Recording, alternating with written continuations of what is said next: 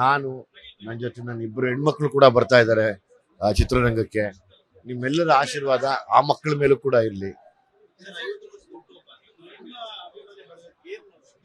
ನಾನು ಎಲ್ಲ ಒಂದೇ ಹೇಳೋದು, ಎಲ್ಲ ಯುವಕರಿಗೆ ಒಂದೇ ಹೇಳೋದು, ಕೆಟ್ಟ ಚಟಗಳನ್ನ ಮಾಡಬೇಡಿ. ನಾವೆಲ್ಲ ತಪ್ಪು ಮಾಡಿದೀವಿ ಜೀವನದಲ್ಲಿ. ಒಂದು ಸಿಗರೇಟ್ ಕಲ್ಲು ತಪ್ಪು ಮಾಡಿದೀವಿ, ಎಲ್ಲೋ ಅವಾಗವಾಗ ಕುಡಿದು ತಪ್ಪು ಮಾಡಿದೀವಿ. ಆದ್ರೆ ಇವತ್ತು ಮಕ್ಕಳು ಅಪ್ಗ್ರೇಡ್ ಆಗಿದ್ದಾರೆ. ಆ ತಪ್ಪುಗಳನ್ನು ನಾವು ಮಾಡಿದ ತಪ್ಪುಗಳನ್ನು ಅಪ್ಗ್ರೇಡ್ ಅಂದ್ರೆ ತುಂಬಾ ಗಾಂಜಾ ಸೇದೋದು, ಆಮೇಲೆ ಚಿಕ್ಕ ವಯಸ್ಸಲ್ಲೇ ನಾನು ಯಾರನ್ನೋ ಹೊಡಿಬೇಕು ಅಂತ ಹೋಗೋದು, ಅದನ್ನೆಲ್ಲ ತುಂಬಾ ಇಷ್ಟಪಡ್ತಾ ಇದ್ದಾರೆ. ಅದನ್ನ ಮಾತ್ರ ಮಾಡಕ್ ಹೋಗ್ಬೇಡಿ ದಯವಿಟ್ಟು ಅಂತ ಹೇಳ್ತೀನಿ. ಯಾಕೆ ನಾವು ಸಿನಿಮಾಲಿ ಏನಕ್ಕೆ ಅದನ್ನ ತೋರಿಸ್ತೀವಿ ಅಂದ್ರೆ ಅದರಿಂದ ಏನ್ ಪರಿಣಾಮ ಆಗುತ್ತೆ ಅಂತ ತೋರ್ಸಕ್ ಕೊಟ್ಟಿದೀವಿ ಅಷ್ಟೇ ಹೊರತು ಅದನ್ನ ಇಟ್ಕೊಂಡು ಆಟ ಆಡಿ ಅದನ್ನ ಇಟ್ಕೊಂಡು ನಾವು ಮಾಡ್ದಂಗ್ ಮಾಡಿ ಅಂತ ಹೇಳಕ್ಕಲ್ಲ.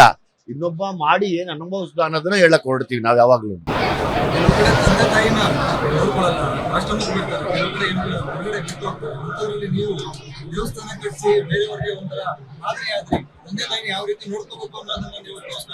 ಹೌದು ಸರ್, ನನಗೆ ಖುಷಿ. ನಾನು ಕೆಲವ್ರಿಗೆ ನೋಡಿ, ಇವತ್ತು ನನಗೆ ಶಕ್ತಿ ಇತ್ತು, ನಾನೊಂದು ದೇವಸ್ಥಾನ ತರ ಕಟ್ಟಿದೆ.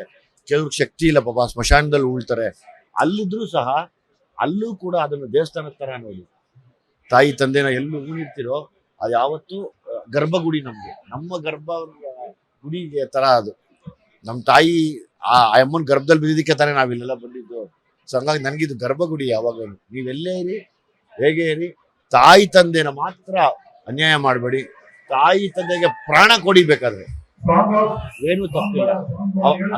ತಾಯಿ ತಂದೆ ಕಣ್ಣಿಗೆ ಕಾಣುವಂತ ಎರಡು ದೇವ್ರು ಯಾವತ್ತು.